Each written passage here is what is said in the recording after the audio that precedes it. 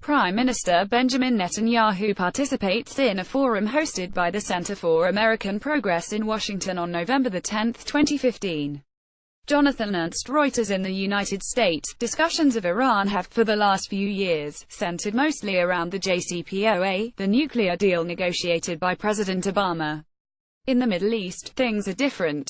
This is because, while we have been debating, Iran has been acting, and Israel has been reacting.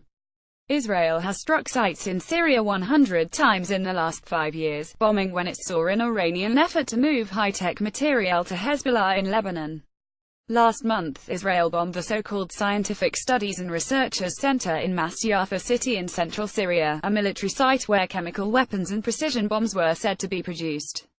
Now, there are reports, such as this column by the top Israeli military analyst, Alex Fishman, that Iran is planning to build a military airfield near Damascus, where the IRGC Revolutionary Guards could build up their presence and operate.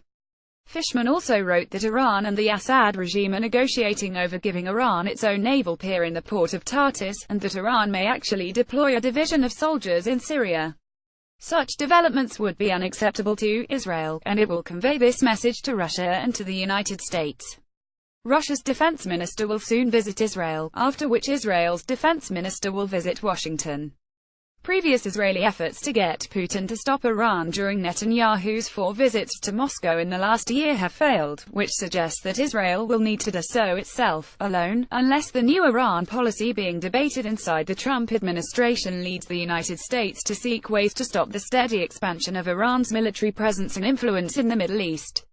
Whether this happens remains to be seen. Whatever the debate over the JCPOA, there may well be a broader consensus in the administration that Iran's growing military role in Iraq, Syria, Lebanon, and elsewhere in the region must be countered.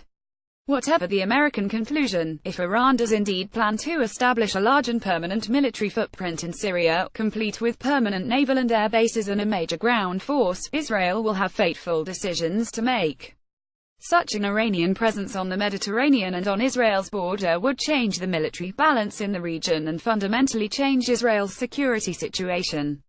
And under the JCPOA, as agreed by Obama, limits on Iran's nuclear program begin to end in only 8 years. Iran may now perfect its ICBM program, and there are no inspections of military sites where further nuclear weapons research may be underway. As Senator Tom Cotton said recently, if Iran doesn't have a covert nuclear program today, it would be the first time in a generation. Israel could be a decade away from a situation where Iran has nuclear weapons and bases in Syria, and could logically therefore even place nuclear weapons in Syria, just miles from Israel's border. Fishman, the dean of Israel's military correspondence, wrote, if the Israeli diplomatic move fails to bear fruit, we Israel are headed toward a conflict with the Iranians.